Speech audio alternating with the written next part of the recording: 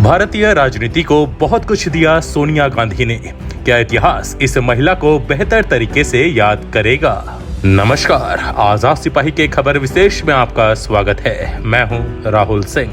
25 साल 25 ही कहना चाहिए, क्योंकि 1997 से ही सक्रिय हो गई थी सोनिया गांधी।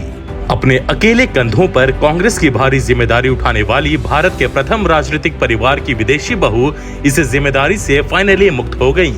कांग्रेस ही नहीं, देश की राजनीति के लिए सोनिया का योगदान बहुत बड़ा है। विडंबना है कि कांग्रेसियों ने ही इसे उनके अंतिम दौर में नहीं समझा और उनको कई आरोपों से घेरा। यह बात जग जाहिर है कि अगर सोनिया 1998 में कांग्रेस अध्यक्ष बनकर पार्टी की जिम्मेदारी नहीं संभालती तो आज पार्टी इस तरह एक नहीं दिखती, उसी वक्त कई हिस्सों में बढ़ जाती। सोनिया का सबसे बड़ा योगदान तो यही है कि उन्होंने देश की सबसे पुरानी पार्टी को टूटने नहीं दिया। 1998 से 2004 तक कड़ी मेहनत की और पार्टी को केंद्र में सत्ता में लाई। न केवल प्रधानमंत्री पद का त्याग किया, बल्कि कांग्रेस के बड़े नेताओं के विरोध के बावजूद किसान कर्ज माफी, मनरेगा और महिला बिल जैसे क्रांतिकारी फैसले करवाए और अब मतदान के द्वारा नया अध्यक्ष चुनाव कर उसे कार्यभार सौंपने का ऐतिहासिक काम भी किया। परिवार के बाहर के अध्यक्ष से जिम्मेदारी ली थी और परिवार के बाहर के अध्यक्ष को ही सौंप दी। सोनिया ने बहुत आरोप सहे, खुद पार्टी के लोगों ने विदेशी मूल का सवाल उठाया और विरोधियों ने तो इसे लगातार मुद्दा बनाए रखा। चाहती तो 1989 में राजीव गांधी की हत्या के बाद बच्चों को लेकर इटली जा सकती थी, 2004 में प्रधानमंत्री बन सकती थी। इतना ही नहीं, कांग्रेस अध्यक्ष की कुर्सी अपने पास रख सकती थी। लेकिन सोनिया ने न केवल अपनी जिम्मेदारी समझी, बल्कि जन भावना का सम्मान किया और लोकतांत्रिक मूल्यों को बरकरार रखा। कहा जाता है कि आखिरी में हंसने का मौका सबसे भले आदमी को ही मिलता है। पहले सारे उसे सताकर हंस चुके होते हैं और वह चुप रहकर अपना काम करता रहता है और फिर नियति उसे सबसे अंत में खुश होने का मौका देती है, साथ ही संतोष भी। इसलिए आज जाते जाते सोनिया भी हंस रही होंगी। भारतीय राजनीति में सोनिया गांधी के योगदान का विश्लेषण कर रहे हैं आजाद सिपाही के विशेष संवाददाता राहुल सिंह।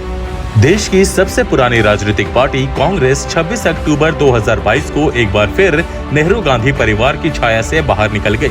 करीब 22 साल पहले अंतिम बार सीताराम केसरी ने कांग्रेस अध्यक्ष पद का पदभार संभाला था और अब मल्लिकार्जुन खड़गे इस पद पर आसीन हो गए हैं।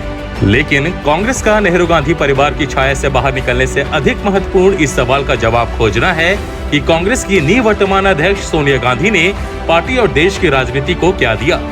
कांग्रेस के 137 साल पुराने इतिहास में सबसे लंबे समय तक अध्यक्ष रहने वाली सोनिया गांधी ने खड़गे को कमान सौंपकर पार्टी की जिम्मेदारियों से मुक्ति तो पाली, लेकिन करीब 22 साल बाद सोनिया गांधी को इतिहास और खासकर कांग्रेस का इतिहास बेहतर रूप से याद करेगा या नहीं, यह एक यक्ष प्रश्न है। उनका 25 साल का राजनीतिक सफर कांग्रेस के लिए एक स्वर्णिम युग तो रहा ही है, यह कोई नहीं झुठला सकता। यहाँ यह ध्यान देने योग्य है कि जब सोनिया गांधी ने 1998 में कांग्रेस अध्यक्ष का पद संभाला तो लोकसभा में पार्टी की 26% या कहें 141 सीटें थी। 2009 में यह बढ़कर 206 हो गईं, लेकिन जब उन्होंने पार्टी की कमान छोड़ी तब यह संख्या 52 है, यानी सदन में कांग्रेस की उपस्थिति मात्र 9% है। 1998 में कांग्रेस की प्रदेश विधानसभाओं में 4067 में से 1136 सीटें थी, लेकिन 2022 में 4120 सीटों में से उनके पास केवल 785 सीटें हैं।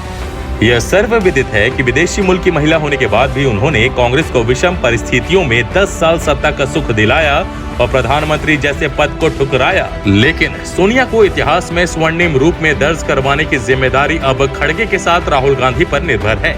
हालांकि नेहरू गांधी परिवार का कोई भी सदस्य राजनीति में विफल नहीं हुआ है, इसलिए अगर ये दोनों कांग्रेस की उम्मीदों की कसौटी पर खरे नहीं उतरे तो सोनिया गांधी पर इन दोनों को कांग्रेस पर थोपने का एक और दोष मढ़ा जाएगा। शायद किसी राजनीतिक पार्टी के अध्यक्ष के रूप में सबसे अधिक समय तक रहने की वजह से ऐसा हो, क्योंकि सोनिया कांग्रेस के 137 साल के इतिहास में अभी तक सबसे अधिक समय 22 साल तक कांग्रेस पार्टी की अध्यक्ष रही। वह राजीव के जीवित रहते हुए चुनाव प्रचारों में उनके साथ एक भारतीय बहू जैसी सौम्य छवि के साथ ही दिखी और राजीव की हत्या के बाद भी साड़ी में भारतीय परंपरा का ही निर्वहन करती नजर आई।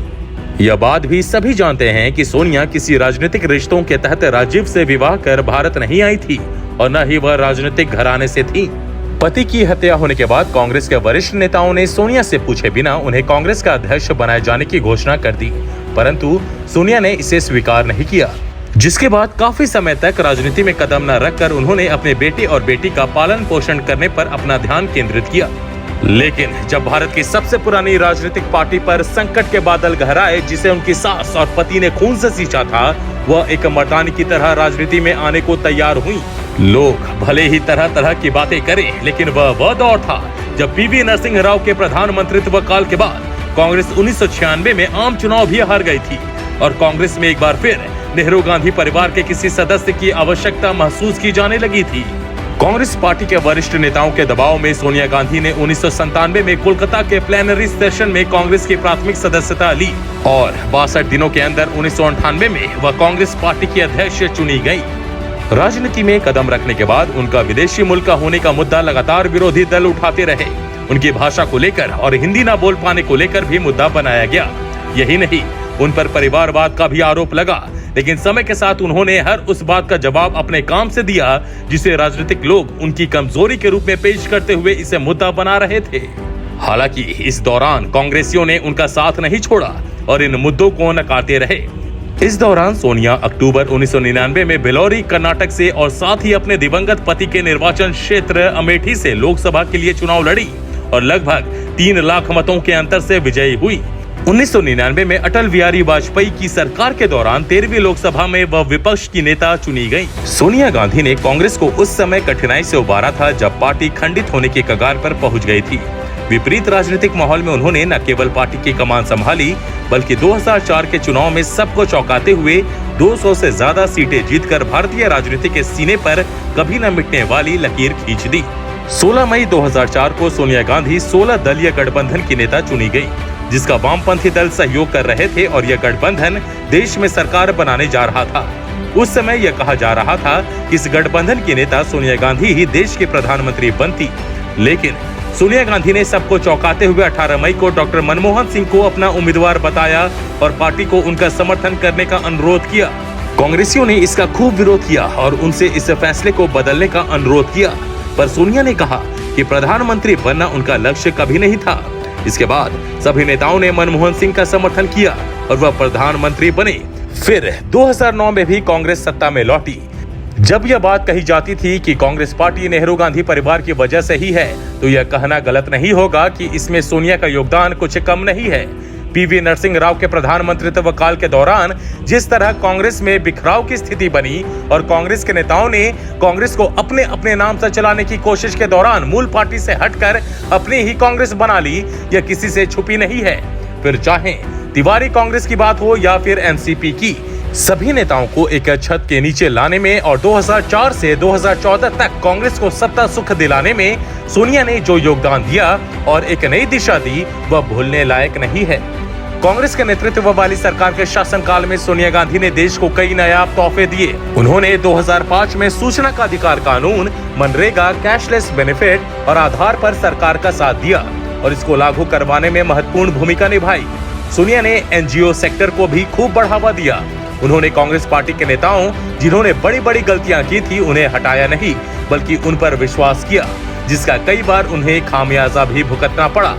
इन नेताओं की वजह से उन्हें नीचा दिखना पड़ा, फिर चाहे उन नेताओं में गुजरात से आने वाले अहमद पटेल हों या फिर कांग्रेस की वरिष्ठ नेता अंबिका सोनी, दिग्विजय सिंह या शीला दीक्षित। इटली से भारत के दिल्ली तक के सफर में सोनिया ने एक ऐसी महिला का किरदार निभाया है जो एक भारतीय पत्नी भी है और भारतीय माँ भी।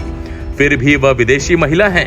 71 बसंत पार कर चुकी सोनिया ने अपने 48 साल भारत के लिए दिए हैं।